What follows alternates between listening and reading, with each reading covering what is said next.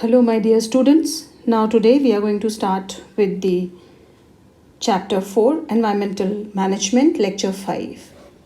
Now, in this lecture, we are going to see the factors affecting the environment.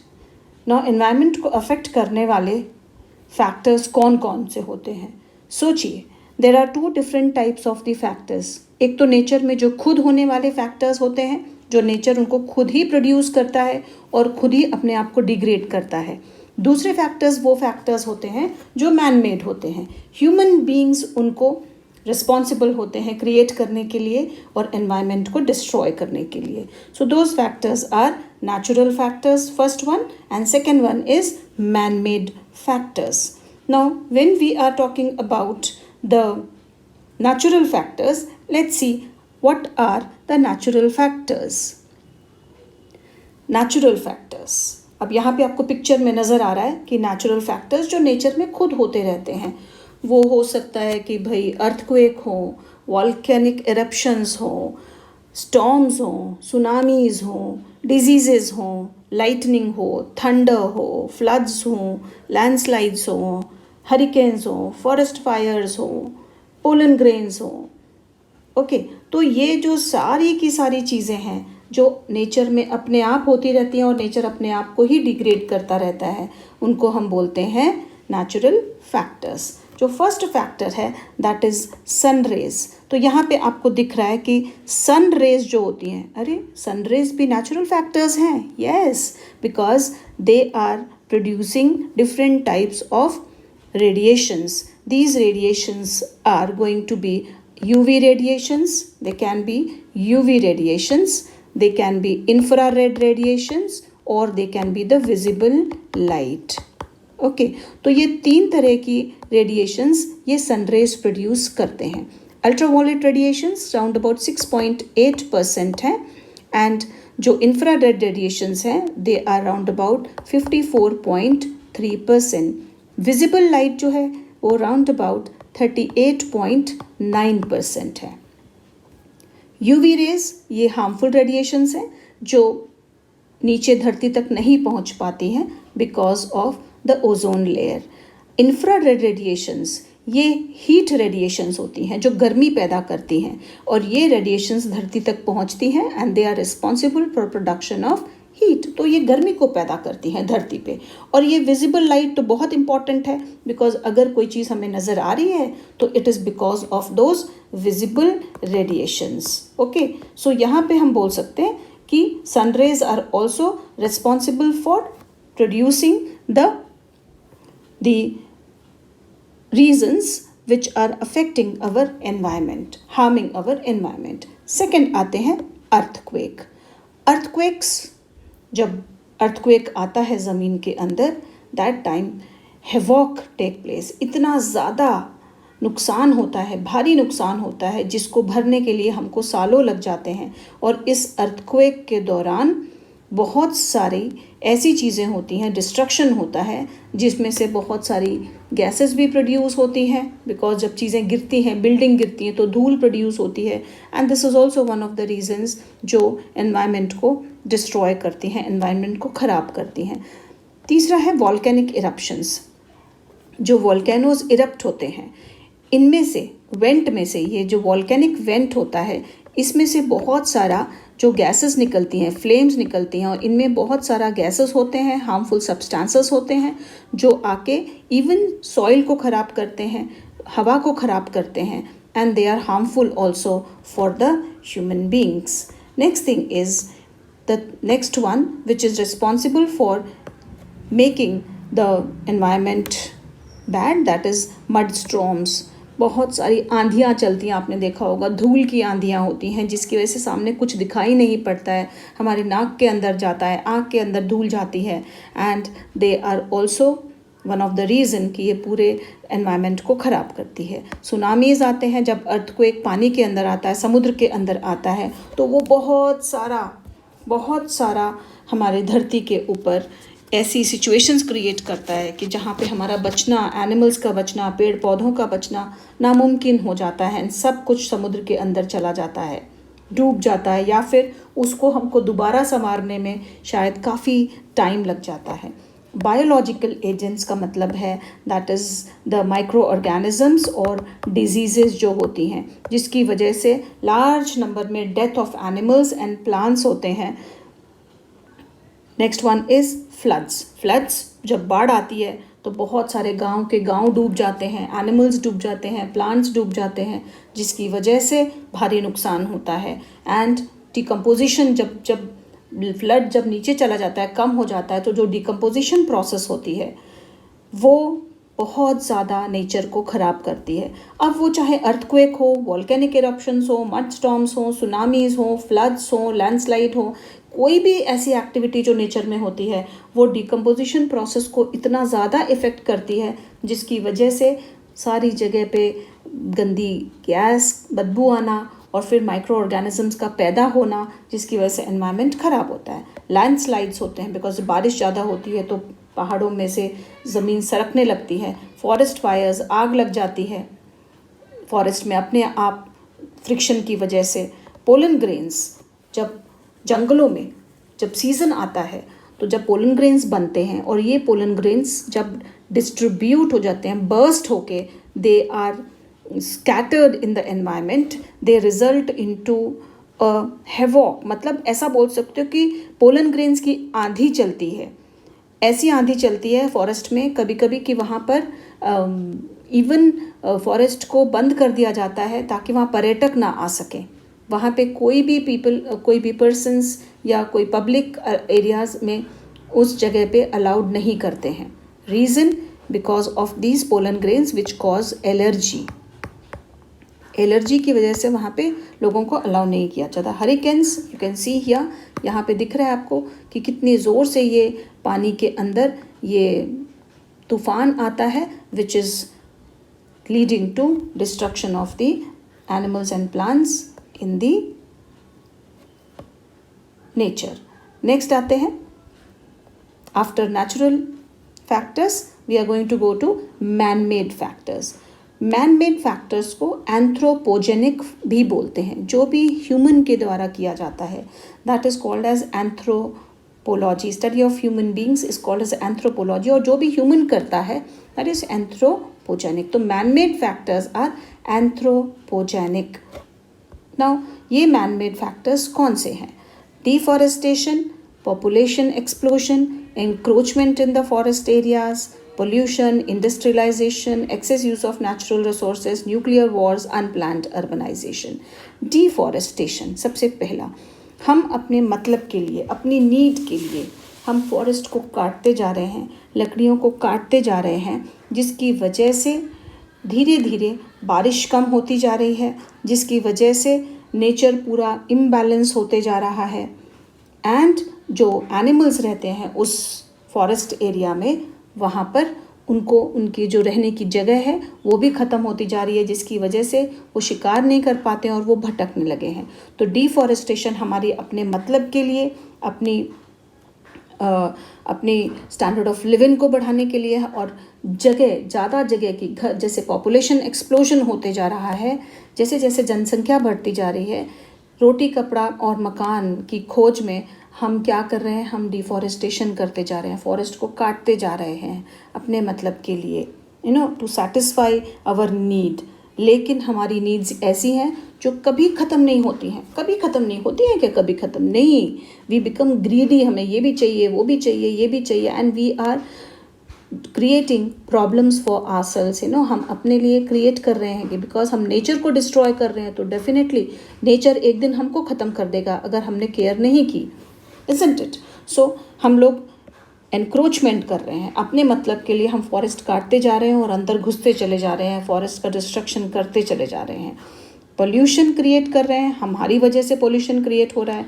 It may be soil pollution, water pollution, sound pollution, light pollution, and may be any other type of the pollution which is responsible for making the environment dirty। तो हम ऐसी चीज़ों को environment में add कर रहे हैं which are harmful for the plants and the animals. Industrialization, जैसे जैसे हमारी पॉपुलेशन बढ़ रही है, हमें इंडस्ट्रीज़ की ज़्यादा ज़रूरत पड़ रही है, इंडस्ट्रियलाइजेशन के लिए जगह की ज़रूरत पड़ रही है, तो हम फॉरेस्ट काट रहे हैं, इंडस्ट्रीज़ बढ़ती जा रही हैं, इंडस्ट्रीज़ बढ़ रही हैं तो वहाँ मशीनें फ़िट हो रही हैं, मशीनें फ़िट हो रही हैं तो उसमें से चिमनी में से धुआं निकलता है, फैक्ट्रीज़ में से, इंडस्ट्रीज़ में से जो वेस्ट डिस्पोजल है वो या नदियों में जाता है या हवा में जाता है, जिसकी वजह से एनवायरनमेंट पूरा का पूरा डर्टी होते चले जा रहा है। नेक्स्ट है excess use of natural resources. हमें लिमिट नहीं मालूम कि हमें कहाँ पर लिमिट करनी है। हम इन नेचुरल रिसोर्सेज को इतनी हद तक यूज़ करते जा रहे हैं कि we are becoming greedy, and because of इस हम उसको कहीं ना कहीं हमें ज़रूरत है कि इस एक्सेस यूज़ को ख़त्म करें। So we have to reduce and reuse the natural resources. We have to save our natural resources. So this is one of the major reason which is resulting in the environmental pollution or which are affecting the environment. Nuclear wars, जहाँ पे युद्ध होते हैं तो nuclear power को use किया जाता है, न्यूक्लियर एनर्जी को यूज़ किया जाता है, हाइड्रोजन बॉम्ब्स को यूज़ किया जाता है। और जब ये न्यूक्लियर एनर्जी बाहर निकलती है, चाहे वो वॉर्स के टाइम पर हो या फिर न्यूक्लियर पावर स्टेशन से हो, जब ये लीक आउट हो जाती है ये न्यूक्लियर एनर्जी तो एटॉमिक पावर स्टेशंस में से, तो ये इतनी ज़्यादा तकलीफ़दायक होती है कि ये जो हार्मफुल रेडिएशंस होते हैं, हार्मफुल रेज होते हैं, ये पता नहीं कितने बरसों तक, कितने करोड़ों साल तक बिल्कुल एनवायरनमेंट में रहते हैं, हमारी जेनेटिक चीज़ों को बदल देते हैं, हमारे अंदर की जो डीएनए है उसको बदल देते हैं, जो बच्चे अभी पैदा भी नहीं हुए हैं उनके जीन्स को बदल देते हैं। तो ये बहुत हार्मफुल है and this are resulting into environmental pollution affecting environment. Unplanned urbanization, मतलब हमें जहाँ मर्जी आ रहा है, कोई प्लानिंग नहीं की हुई है, कहीं पे खड्डा खोद दिया, कहीं पे तालाब बना दिया, कहीं पे गटर्स बना दिए, कहीं पर भी प्रॉपर तरीका नहीं है किसी चीज़ का, कहीं पर भी घर बना दिए, कहीं बिल्डिंग बना दी। तो ये जो अर्बनाइजेशन भी हो रहा है ये इतना अनप्लैन्ड हो रहा है जिसकी वजह से एनवायरमेंटल पोल्यूशन बढ़ता जा रहा है। So we have to be careful in सब चीज़ों के लिए। देखो ये पोल्यूशन एक राक्षस की तरह है जो धीरे धीरे निकल के हमारे पेड़ पौधों को खाता जा रहा है, because this is going to eat us once in the life time. कहीं ना कहीं हमको ये ख़त्म करने वाला है। Let's go to the next one, that is environmental problems. Environmental problems कौन से हैं? मेजर पोल्यूशन, सबसे बड़ी प्रॉब्लम एनवायरनमेंट की है पोल्यूशन। ये जो पोल्यूटेंट्स हैं वो कौन कौन से हैं और ये पोल्यूशन कौन कॉज करता है? Can be air pollution, water pollution, soil pollution, sound pollution, radio active pollution, thermal pollution and light pollution. Let's see them one by one कि ये पोल्यूशन फर्स्ट होता क्या है। What is this pollution? Pollution क्या है? Pollution is actually before that, I'll just go back. Pollution होता क्या है? Pollution is contamination of the natural resources। मतलब कोई भी अनवांटेड चीज़, हार्मफुल चीज़ अगर हम नेचुरल रिसोर्सेस में, चाहे सॉइल हो, वाटर हो, एयर हो, कहीं पर भी अगर हम ऐड करते हैं तो उसको पोल्यूशन बोला जाता है। Pollution of air, pollution of water, pollution of soil, anything, किसी भी चीज़ में हार्मफुल चीज़ें, अनवांटेड चीज़ें अगर ऐड करते हैं तो उसको पोल्यूशन बोलते हैं। Unnecessarily unacceptable changes in the environment due to natural events और मैन मेड एक्टिविटीज़। मतलब ये जो हार्मफुल चीज़ें हैं, ये जो पोल्यूटिंग चीज़ें हैं, जो ये अनवांटेड चीज़ें हैं, अननेसेसरी चीज़ें हैं, जो एनवायरनमेंट एक्सेप्ट नहीं कर सकता, इन सब चीज़ों का एडिशन, चाहे वो नेचुरल हो चाहे वो मैन मेड हो, इसको हम पोल्यूशन बोलते हैं। Next one, why do we want to control the pollution? किस लिए हमें पोल्यूशन को कंट्रोल करना है? क्यों भाई, किस लिए, क्या ज़रूरत है हमको इस पोल्यूशन को कंट्रोल करने के लिए? बहुत ज़रूरत है। अगर हमने इस पोल्यूशन को कंट्रोल नहीं किया तो एक दिन ऐसा होगा कि हमारी सारी स्पीशीज़ इस धरती पर से ख़त्म हो जाएंगी।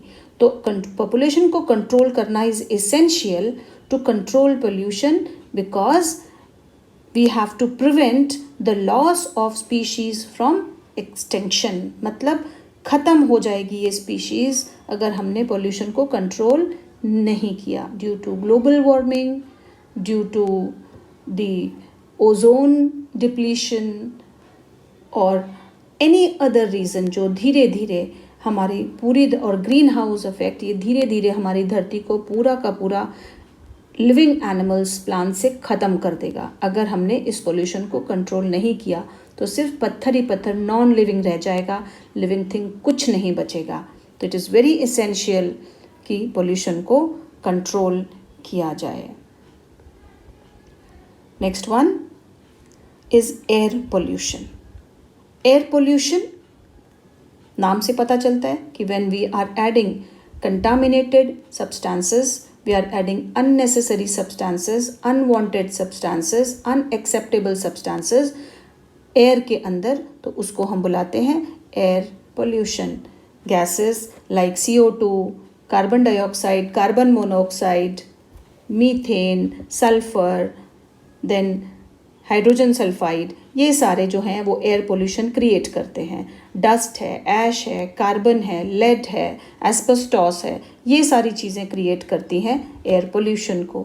Sources like industrial emissions, industry से निकलने वाला धुआं, इफ्लुएंट भी बोलते हैं उनको, या फिर वोल्केनिक ऐश, ये सारी चीज़ें जो हैं ये नेचुरल हो या आर्टिफिशियल हो एयर पोल्यूशन क्रिएट करती है। ये बहुत हार्मफुल हैं बिकॉज ये अलग अलग तरह के रेस्पिरेटरी डिसऑर्डर्स कॉज करते हैं। रेन कम हो जाती है क्योंकि फोटोसिंथेसिस प्लांट्स अच्छे ने नहीं कर पाते हैं, बिकॉज प्लांट्स के लीव्स के ऊपर अगर ये डिपॉजिट हो जाता है तो डेफिनेटली प्लांट्स अच्छे से अपनी फोटोसिंथेसिस नहीं कर पाते हैं एंड उनकी प्रोडक्शन जो है वो कम हो जाता है, जो भी यील्ड ऑफ द क्रॉप है वो रिड्यूस हो जाएगी। एसिड रेन होती हैं बिकॉज ऑफ एयर पोल्यूशन। अगर एनवायरनमेंट में बहुत सारे गैसेस हैं, CO2 गैस है, नाइट्रोजन डाइऑक्साइड गैस है, ये सारे गैसेस की मात्रा, जब सल्फर डाइऑक्साइड गैस है, ये सब बढ़ जाती है तो it comes along with the water in the form of the H3PO4, that is carbonic acid, H3PO4 that is sulphurous acid के फॉर्म में आती है, या फिर H2CO3 कार्बोनिक एसिड के फॉर्म में आती है। दीज आर वीक एसिड्स, और ये जो वीक एसिड पानी के फॉर्म में नीचे आते हैं, यहाँ पे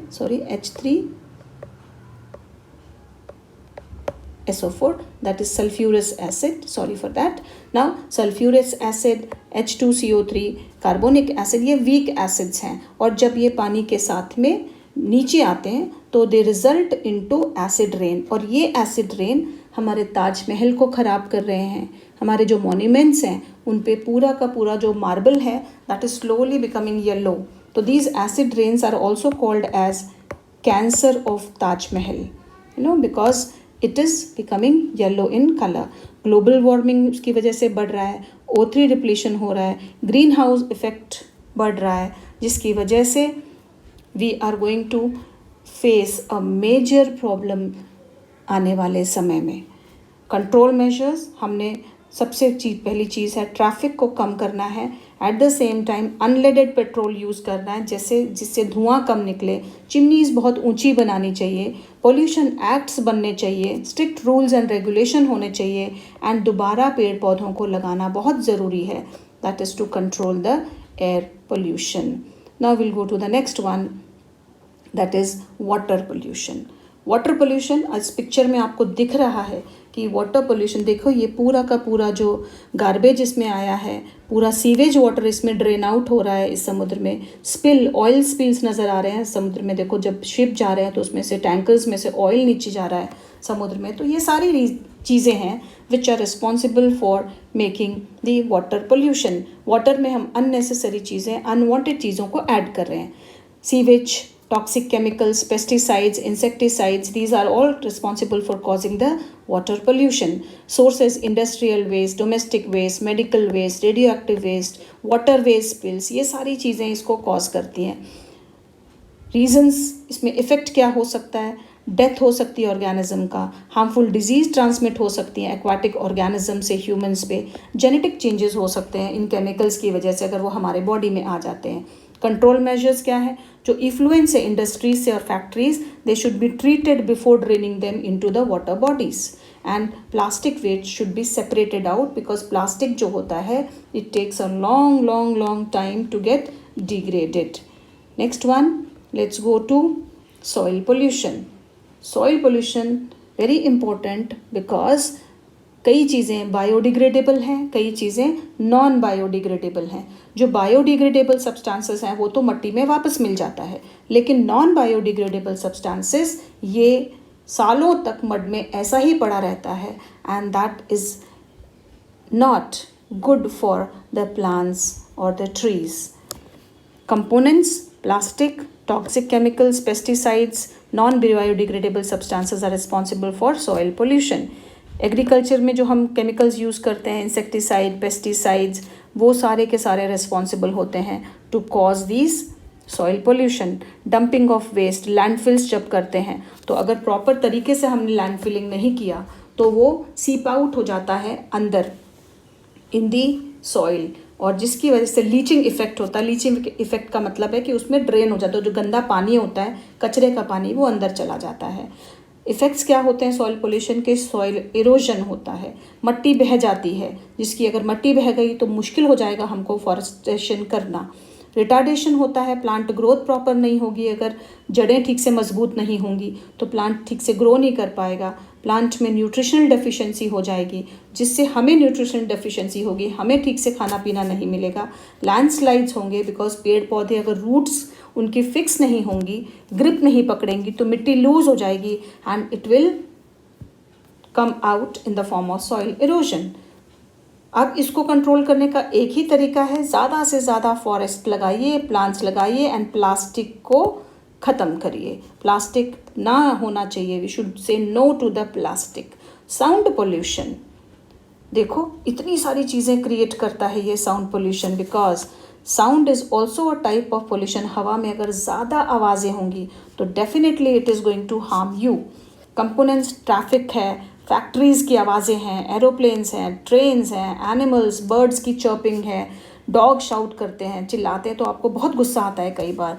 बारिश की आवाज़ें हैं, स्टॉर्म्स होते हैं, थंडर स्टॉर्म्स होते हैं, बिजली कड़कती है, लाउड स्पीकर, गणपति सीज़न आता है, दुर्गा पूजा आती है, सब जगह ज़ोर ज़ोर से लाउड स्पीकर लगा के जो आवाज़ें क्रिएट होती हैं, फंक्शंस चलते हैं जहाँ पे कोई रिस्ट्रिक्शन नहीं है, they are going to result into sound pollution. Hospital के सामने अगर आप चिल्ला चिल्ली करेंगे तो डेफिनेटली पेशेंट को कैसे आराम मिलेगा। ये क्या करता है? हार्ट प्रॉब्लम्स क्रिएट करता है, इंसोम्निया क्रिएट करता है, एंग्जाइटी क्रिएट करता है, बहरे होने के चांस होते हैं, न्यूरल प्रॉब्लम्स, ब्रेन प्रॉब्लम शुरू हो जाते हैं अगर हमने साउंड पोल्यूशन कंट्रोल नहीं किया। सबसे इम्पॉर्टेंट चीज़ करना क्या चाहिए हमको? घूम फिर के हर चीज़ वहीं आ जाती है। Plantation of trees, pollution act बनाओ और ट्री को प्लांट करो, चाहे वो कोई भी तरह का पोल्यूशन हो। सबसे इम्पॉर्टेंट चीज़ है reforestation. Coming to the next one, radio active pollution, a very very dangerous type of the pollution, जिसको कंट्रोल करना बहुत इम्पॉर्टेंट है, क्योंकि ये रेडियो एक्टिव पोल्यूशन आता है हार्मफुल रेडिएशन से, अल्ट्रा वायलेट रेडिएशन से, इंफ्रारेड रेडिएशन से, इतना नहीं पर यस होता है उसका। ये तो नेचुरल हो गए। दूसरी है आर्टिफिशियल रेज, जो हम एक्सरेज हैं, जो हम लोग हमारे बॉडी को या हमारे बोन्स को टेस्ट करने के लिए यूज़ करते हैं, हमारे बॉडी के अंदर देखने के लिए जो हम एक्सरेज निकालते हैं, that is very harmful. Actually बार बार अगर एक्सपोज होंगे तो बहुत हार्मफुल है।